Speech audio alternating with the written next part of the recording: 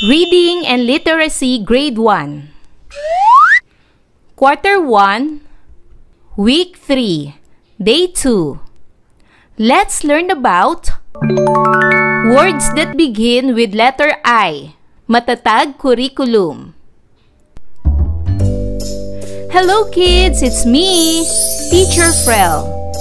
Don't forget to subscribe, like, and share, and hit the notification bell for the latest video.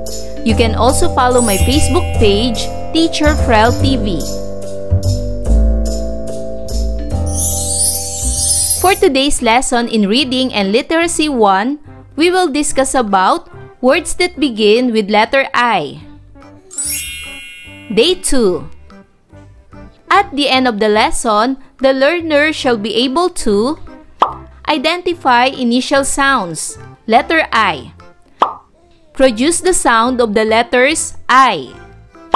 Identify the ending sound of the word, vowels or consonants. Substitute individual sounds in simple words to make new words listen to. And sound out accurately the words listened to. Ibigay ang tunog ng mga letra ng bawat salita.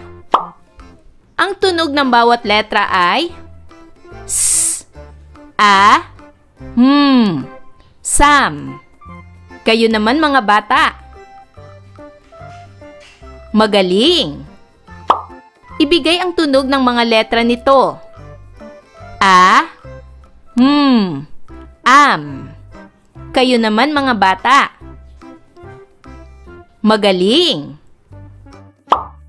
Ibigay ang tunog ng mga letra.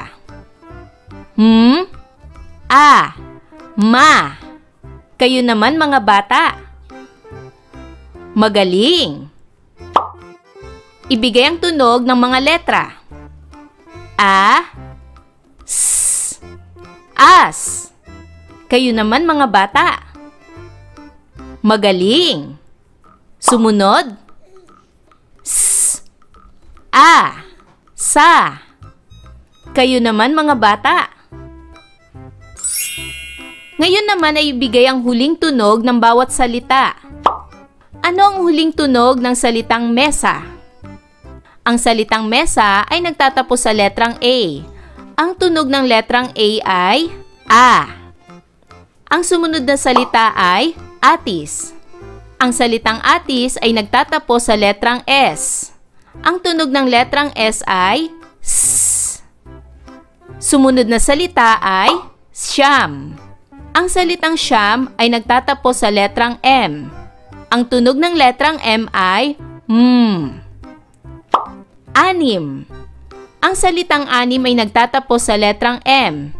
Ang tunog ng letrang M ay Saba.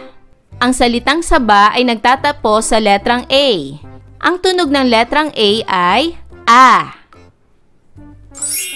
Ngayong araw, pag-aaralan natin ang letrang I at ang tunog I. Aalamin din natin kung ano ang mabubuong salita kung papalitan natin ang unang tunog ng salita at bibigkasin natin ng wasto ang mga salitang ito. Ano itong larawan? Tama! Ang larawang ito ay ibon. Anong uri ng ibon ito? Tama, ito ay isang pipit. Ibong pipit. Ano namang puno ito? Tama, ito ay puno ng ipil-ipil. Ano naman ang kahulugan ng mga sumusunod na salita? Dumapo, napadpad, pinagmasdan. Unahin natin ang salitang dumapo. Ang kahulugan ng salitang dumapo ay tumigil.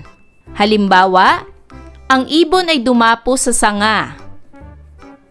Ano naman ang kahulugan ng salitang napadpad? Ang kahulugan ng salitang napadpad ay narating. Halimbawa, napadpad sa malayong lugar ang ibon dahil sa malamig na klima.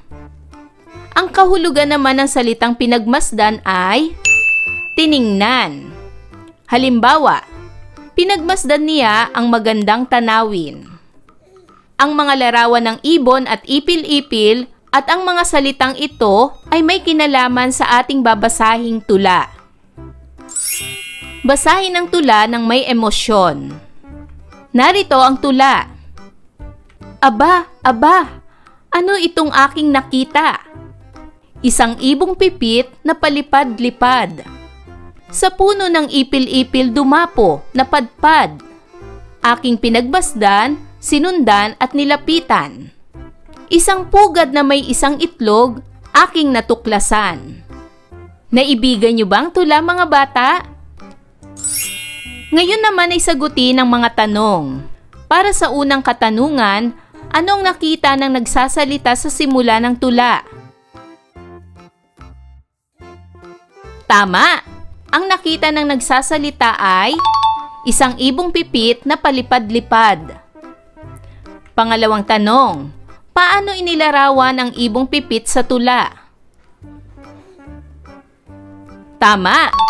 Ang ibong pipit ay dumapo at napadpad sa puno ng ipil-ipil.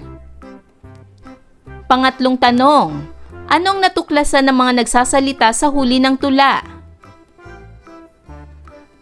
Tama! Sa huli ng tula, natuklasan niya ang isang pugad na may isang itlog. Pang-apat na tanong, sa inyong palagay, ano ang gagawin ng nagsasalita sa kanyang natuklasan? Tama! Sa aking palagay ay hindi niya gagalawin ang pugad ng ibon. At panglimang tanong, anong tunog nagsisimula ang salitang isa, ibon, itlog, at ipil-ipil? Tama! Ang mga salitang ito ay nagsisimula sa letrang I. Ang tunog ng letrang I ay I. Pag-aralan natin ang tunog ng letrang I. Ito ay malaking letrang I at ito naman ay maliit na letrang I. Ito ang tunog ng letrang I. I, I, I. Ulitin nyo nga, mga bata. Magaling! Ngayon ay tukuyin ang larawan. Sabihin ang unang tunog ng pangalan nito. Anong larawan ito? Tama, ito ay ibon. Ang salitang ibon ay nagsisimula sa letrang I. Ang tunog nito ay I, I, I. Ibon. Ano ang larawang ito? Tama, ito ay ipil-ipil. Ang salitang ipil-ipil ay nagsisimula sa letrang I. Ito ay may tunog na I, I, I. Ipil-ipil. Ano naman ang ngalan ng larawang ito? Tama, ito ay isa. Ang salitang isa ay nagsisimula sa letrang I. Ito ay may tunog na I, I, I. Isa. Ano ang ngalan ng larawang ito? Tama, ito ay ilaw. Ang salitang ilaw ay nagsisimula sa letrang I. Ito ay may tunog na I, I, I. Ilaw. Ano ang ngalan ng larawang ito? Tama, ito ay ilong. Ang salitang ilong ay nagsisimula sa letrang I. Ito ay may tunog na I, I, I. Ilong. Ano naman ang ngalan ng larawang ito? Tama, ito ay itlog. Ang salitang itlog ay nagsisimula sa letrang I. Ito ay may tunog na I, I, I. Itlog. Ano naman ang ngalan ng larawang ito? Tama, ito ay ipis. Ang salitang ipis ay nagsisimula sa letrang I. Ito ay may tunog na I, I, I. Ipis. Ngayon naman ay makinig sa sasabihin ko. Ano ang unang tunog sa salitang asa? Ang salitang asa ay nagsisimula sa letrang A. Ang tunog ng letrang A ay A. Kung papalitan natin ang unang tunog nito ng I, ano ang bagong salita na ating mabubuo? Palitan natin ang unang letra ng letrang I. Ang letrang I ay may tunog na I. Kung kanina ay asa, basahin ngayon ang bagong salita. Tama, ito ay isa. Ano ang unang tunog ng salitang sama? Ang salitang sama ay nagsisimula sa letrang S. Ang tunog ng letrang S ay S. Sama. Kung papalitan natin ang unang tunog ng M, ano ang bagong salita na ating mabubuo? Alisin natin ang unang tunog sa salitang sama at palitan natin ito ng letrang M. Ang tunog ng letrang M ay Anong salita ang ating nabuo? Tama! Ang salitang ito ay mama. Ano ang unang tunog ng salitang misa? Ang salitang misa ay nagsisimula sa letrang M. Ang tunog ng letrang M ay Kung papalitan natin ang unang tunog ng S, ano ang bagong salita na ating mabubuo? Alisin natin ang letrang M at palitan natin ang letrang S. Ang tunog ng letrang S ay S. Ngayon, ano na ang bagong salita na ating nabuo? Tama, ang salitang ito ay sisa. Ano ang unang tunog ng salitang aba? Ang salitang aba ay nagsisimula sa letrang A. Ang tunog ng letrang A ay A.